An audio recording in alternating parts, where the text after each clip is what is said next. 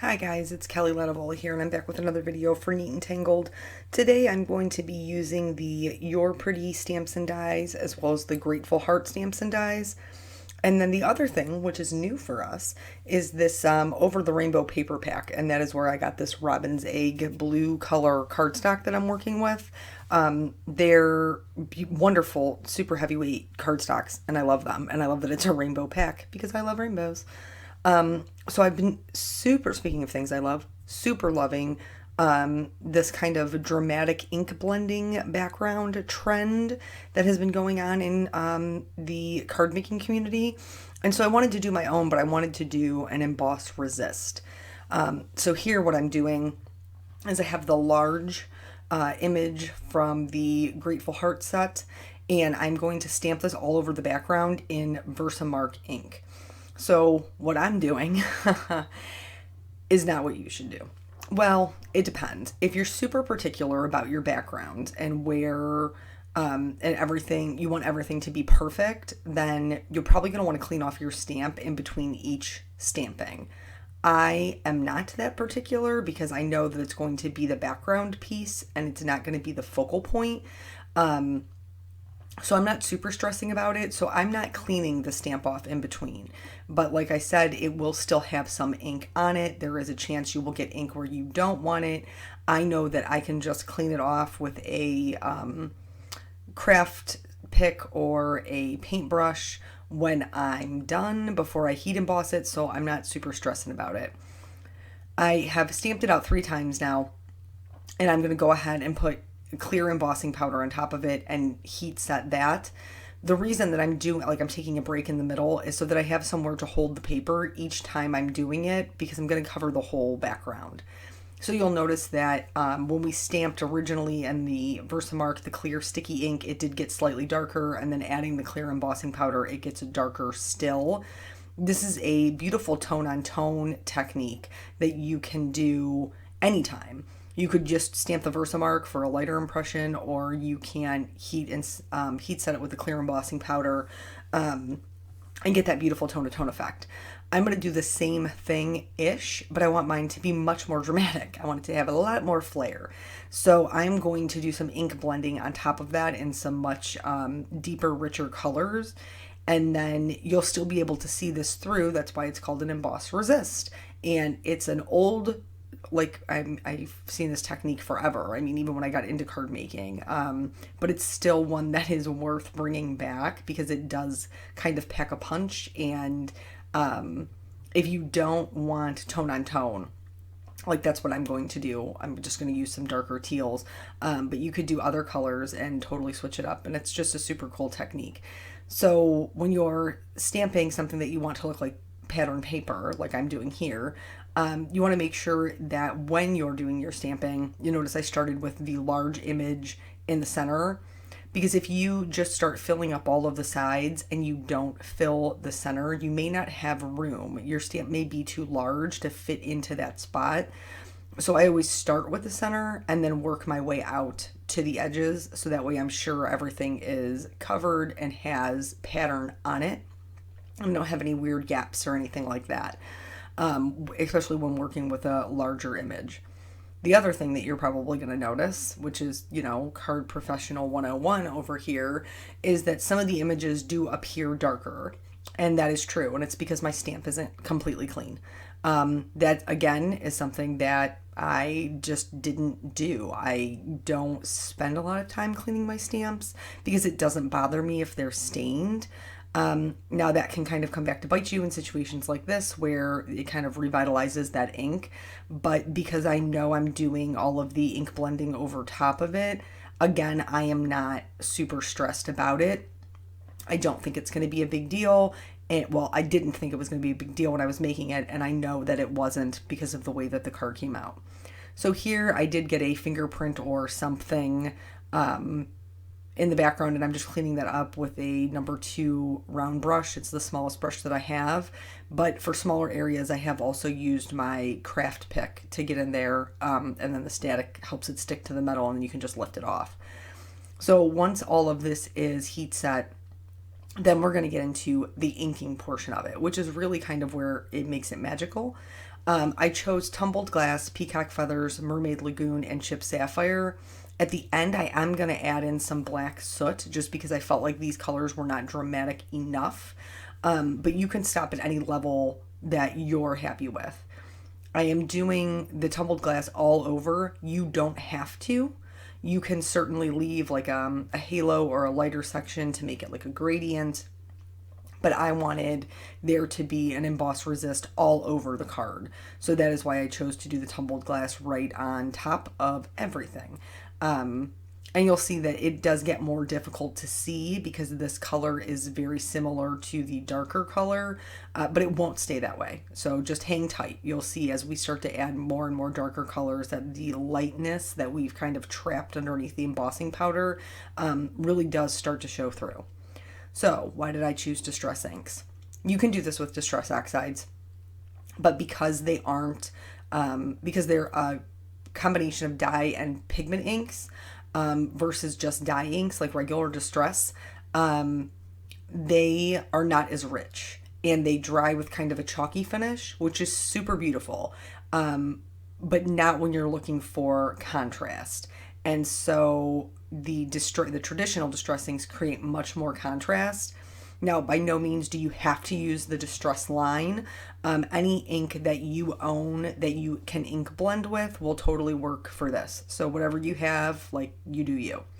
So here's where we're adding that Chip Sapphire out on the edges. And that's like the darkest color, and you can really start to see that embossing kind of pop through.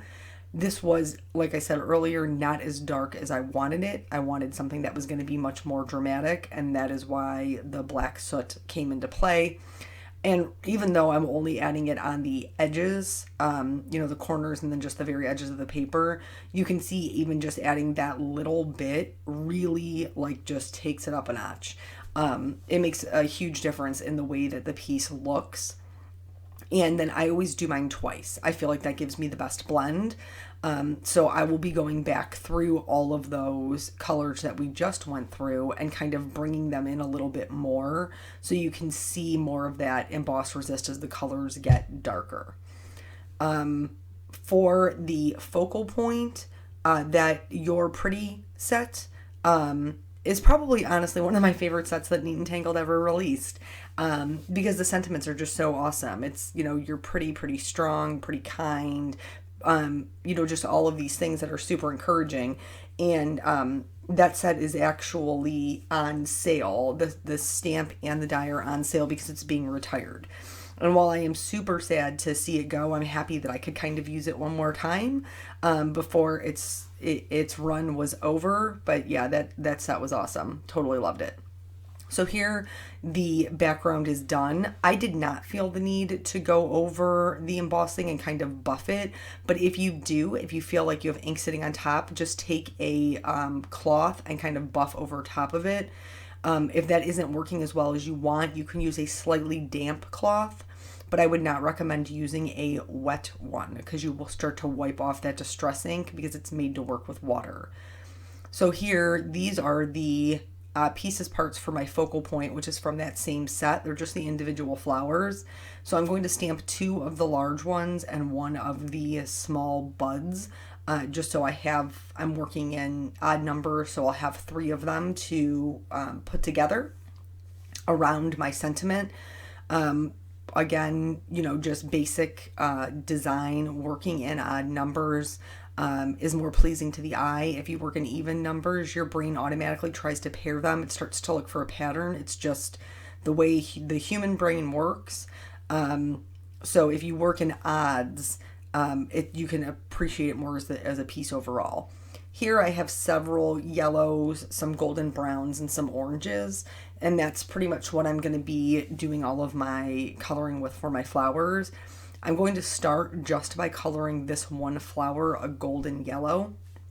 I thought that would be super pretty with the kind of teal we had going on in the background, but I also like really dynamic colors, and the way that they work together, and the way that you can make them work together with Copics. So I'm going to show you how to do it with just the yellow, and then I'm going to show you how I add the other colors in. And you can do this with any color that is next to each other on the color wheel. So like I chose yellow and orange, but I could have gone yellow and green if I wanted to. Not that I would want to put that on a flower, but I could have. Or I could have gone like a yellow and like a pink. Would work still, like up there in that red family. So as long as they're kind of, 1 to 2 colors away from each other on the color wheel, it will usually work. As far as adding the shading, the illustrator here has done all of the work for me. So I can just look for those little lines and add my shading where he's already put it in there. And I'm just being very light-handed, working lightest to darkest, darkest to lightest like I usually do. Shading will be any point where 2 objects meet, or any point where one object lays on top of another. So that would be where you would want to add your shading. And I added minimal shading to begin with all the way out to my darkest color because I'm very heavy-handed and I know I need to leave a large highlight. Your dimension lies in your shadows and your highlights. If you have a flat image, try adding some darker color or a lighter highlight. So you'll see here just going through and doing that flicking and then working my way back out to my lightest color. And this is how I color almost everything. In some rare occurrences, if something is really small, I might start with my darkest color just because I know I don't have a lot of real estate to work with. But most of the time, this is how I roll. Now, for those of you who have been around a super long time, you might be like, Kelly, I've watched a bunch of your videos and I already know all of this. And it's because I have said it multiple times. But the reason that every once in a while I do try to recap just my general coloring style is because I'm super blessed and you guys are totally awesome. And so I'm gaining new followers all the time. And while I love that you guys come for story time, this channel is intended to teach you something, and I want you to walk away learning something. And so sometimes we have to touch back to home base and go over the things that I want you to learn, not just watching the coloring, but also talking about the how and the why are for what we're doing. So for this little bud over here, well, let me go back. Not that doesn't mean that there won't be story time today. There will be, but this is also in addition to some instruction. So this one over here is the one I'm doing the orange colors, and you'll be able to see the difference. Eventually, I am going to add some orange to the other 2 flowers, and we'll talk about that when that time comes along. But I just wanted you to see the 2 different color combinations in action. Several people ask about color combinations or what color combinations I use. That is over on my blog, which is usually linked in the YouTube description, but not always. It just kind of depends on what kind of week it's been. If it's been a week like this, it ain't linked. But it's usually linked there. If not, you can always find it just on my blog, You and Your Big Dreams. And I have a Copic color combination page if you're ever wondering what my kind of go-tos are for specific things. And I do pretty much stick to the same type of combinations just because I like brighter colors. So here's all of them done. We're going to go in and add that orange shading now. So I'm starting with the lightest color on this one, and I am really randomly picking where I'm going to lay this down, just so the yellow flower has a little bit more orange in it, and it kind of makes the flower more interesting. So from that lightest color, I'm moving to the next darkest color, and then to back to the kind of like mid-tone to kind of blend it all out. In the other flower, I believe I'm going to start with the darkest color and then work out to my lightest, because when you have a base already down, you don't necessarily need to go lightest to darkest. And I was nervous with the first one that I would be going too dark too fast, but then once I did it, I realized it was totally fine. I could just add the darker color and they would still look just fine. So story time. This week has just been a week, y'all. So my dad is still sick. He has finally agreed to go to the doctor. Thank you, Jesus. I do not understand what it is about men, and especially men from that generation, that they just refuse to go to the doctor. It's maddening. Like, do you think that you're going to go to the doctor and they're just going to like saw off your arm? They're going to send you home with one arm? Like, is that what you think's going to happen? Like, I don't know. Just like my rational thought process is, if I have a problem and person A knows how to fix it and I can't fix it myself, I'm going to try to fix it myself for sure. But if I can't fix it, then I'm going to contact person A and be like, excuse me, can you help me fix my problem? It does not, like, rationally, it does not make any sense to me to be like, I have this problem and person A knows how to fix my problem, but I can't fix this problem by myself, so I am just going to do nothing. I'm just going to do nothing. I'm going to put my head in the sand and pretend like this is not occurring.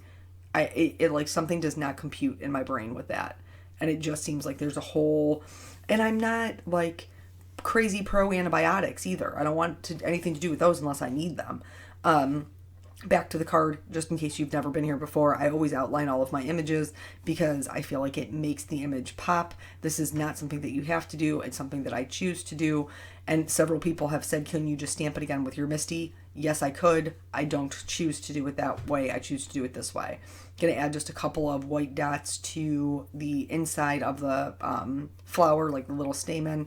And then I'm going to use their matching dies to go ahead. No, I'm lying. I don't do it often, but sometimes that happens because I forget the steps.